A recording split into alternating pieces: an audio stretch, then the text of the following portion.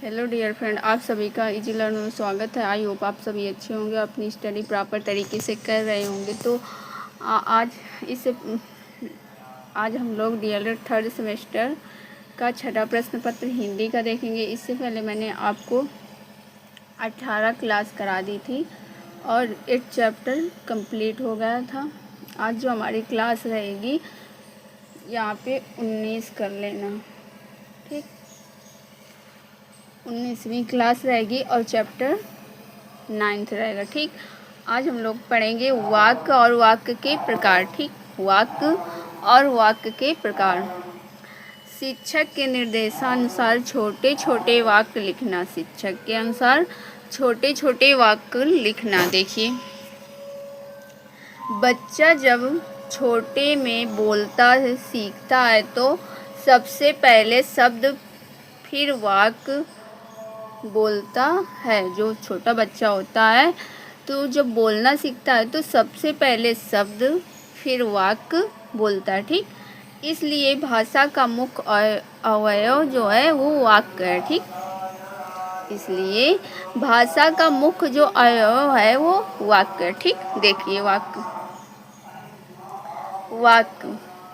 देखिए वाक्य कैसे बनता है। पहले ध्वनि, फिर वर्ण, वर्ण से फिर अक्षर, फिर उपसर्ग, फिर शब्द, पद, उपवाक्य और सबसे लास्ट में वाक्य, ठीक। आगे देखते हैं। सार्थक शब्दों के उस समूह को वाक्य कहते हैं। सार्थक शब्दों के उस समूह को वाक्य कहते हैं जिसके द्वारा एक अर्थ या एक पूर्ण भाव की अभिव्यक्ति होती है। सार्थक शब्दों के उस समूह को वाक्य कहते हैं जिसके द्वारा एक अर्थ या एक पूर्ण भाव की अभिव्यक्ति होती है, ठीक। उसे हम वाक्य कहते हैं। आगे देखिए, दूसरी डेफिनेशन देख लीजिए। उन सार्थक ध्वनियों का समूह जिससे व्यक्ति की आकांक्षाओं, विचारों एवं भावों की अभिव्यक्ति होती है उसे वाक्य कहते हैं। दोबारा देख लीजिए। उन सार्थक ध्वनियों का समूह जिससे व्यक्ति की आकांक्षाओं, विचारों एवं भावों की अभिव्यक्ति होती है उसे वाक्य कहते हैं, ठीक। उसे वाक्य कहते हैं। देखिए, भाषा की इकाई वाक्य है। जो भाषा की इकाई है वो वाक्य है। छोटा बच्चा चाहे एक शब्द ही बोले, छोटा बच्चा चाहे एक ही शब्द बोले, अगर उसका अर्थ निकलता है तो वह वाक्य है। जो छोटे बच्चे हैं, अगर वो कुछ भी बोल रहा है, ठीक, और जो बोल रहा है उसका अगर अर्थ निकल रहा है तो उसे हम लोग वाक्य ही कहेंगे, ठीक। आगे देखिए वाक्य के प्रकार। वाक्य के प्रकार, वाक्य के 3 प्रकार होते हैं। देखिए कौन कौन से होते हैं। पहला है सरल वाक्य, जिसे हम साधारण वाक्य भी कहते हैं। उसके बाद मिश्रित वाक्य, फिर तीसरा है संयुक्त वाक्य, ठीक। ये आपके 3 प्रकार के वाक्य होते हैं। आगे देखिए, सरल वाक्य या साधारण वाक्य, ठीक। जिस वाक्य में एक कर्ता और एक क्रिया होती है उसे सरल या साधारण वाक्य कहते हैं। जिस वाक्य में एक कर्ता और एक ही क्रिया होती है उसे हम सरल या साधारण वाक्य कहते हैं। जैसे देखिए एग्जाम्पल, मोहन खाना खाता है। मोहन खाना खाता है, ये आपका सरल या साधारण वाक्य है, ठीक।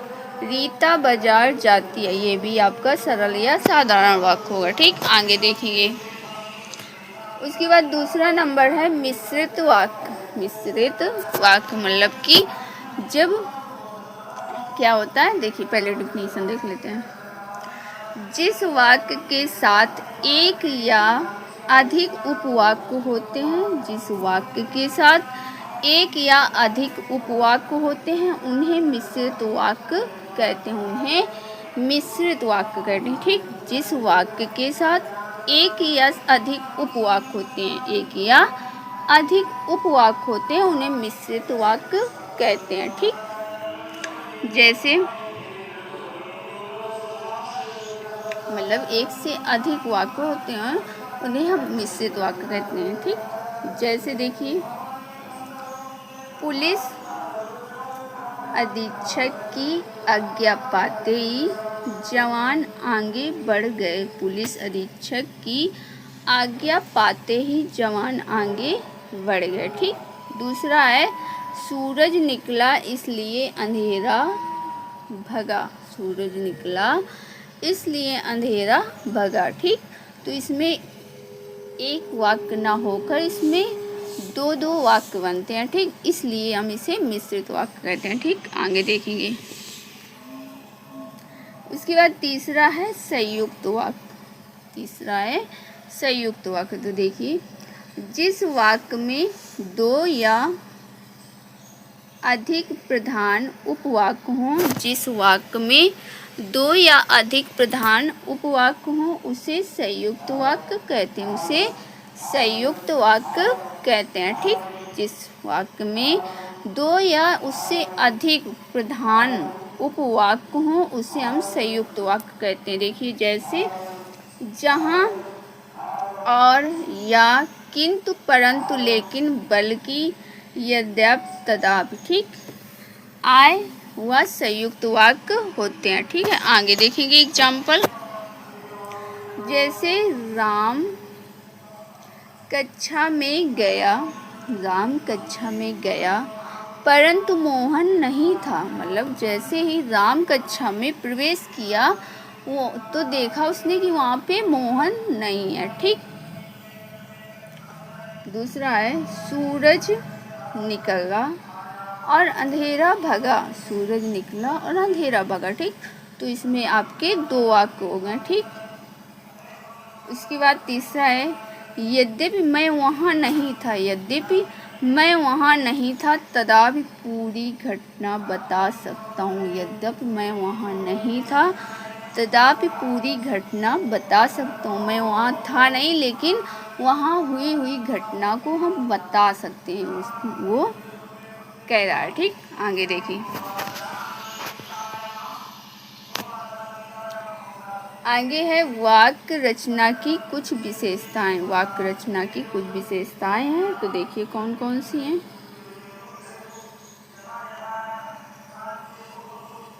वाक्य रचना की कुछ विशेषता देखिए। पहला है शब्दों का क्रम, दूसरा है स्पष्टता, तीसरा है आकांक्षा, चौथा है वाक्य की सामर्थ्य, पांचवा है मधुरता। उसके बाद छठा है वाक्य ठीक से रचे जाएं। मतलब जो वाक्य हैं उनकी रचना ठीक तरीके से की जाए। ठीक, उसके बाद सातवां है अनुच्छेद की सफलता वाक्य पर निर्भर। अनुच्छेद की सफलता वाक्य पर निर्भर। ठीक, आगे देखिए।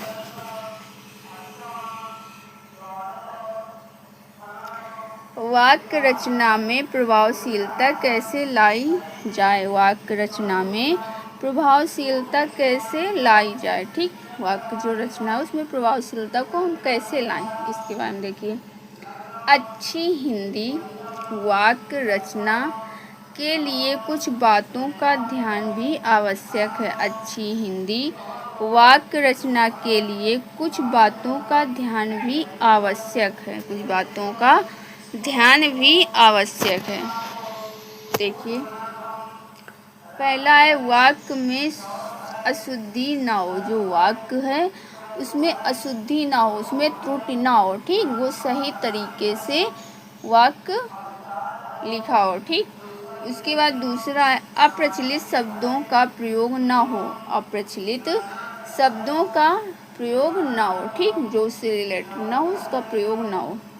उसके बाद तीसरा है वाक्य में नीरसता तथा कटुता न हो। वाक्य में नीरसता तथा कटुता न हो, मतलब कि जो वाक्य बोला जाए उसमें कुछ लचकपन हो। ठीक, उस जो आप वाक्य बोल रहे हैं तो उसमें कुछ मधुरता टाइप हो। ठीक, वो कटुलता ना हो, मतलब कि वो कठोर शब्द ना हो। ठीक, चौथा है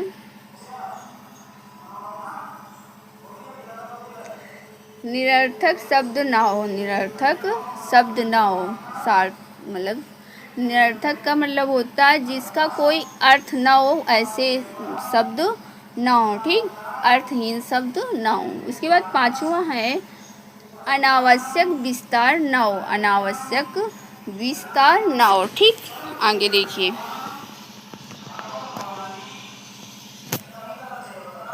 वाक्य लेखन की त्रुटियों, वाक्य लेखन की त्रुटियों एवं सावधानियाँ, वाक्य लेखन की त्रुटियों तथा सावधानियाँ। देखिए, वाक्य को लिखने में, वाक्य को लिखने में भावों एवं विचारों के अनुसार शब्दों का प्रयोग, शब्दों का प्रयोग क्रम से करना। अगर वाक्य का क्रम और शब्दों का चयन सही नहीं हो तो वाक्य का अर्थ ही स्पष्ट नहीं होगा, वाक्य का अर्थ स्पष्ट ही नहीं होगा।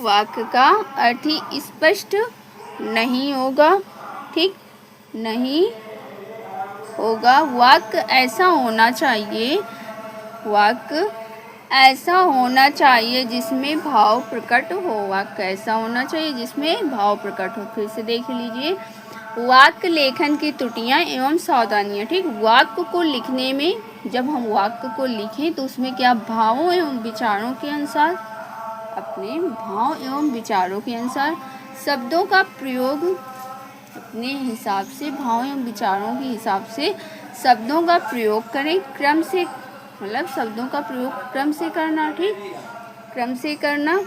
अगर वाक्य का क्रम और शब्दों का चयन सही ना हो, अगर वाक्य का क्रम और शब्दों का चयन जो है अगर सही नहीं हो तो वाक्य का अर्थ ही स्पष्ट नहीं होगा, वाक्य का अर्थ ही स्पष्ट नहीं होगा।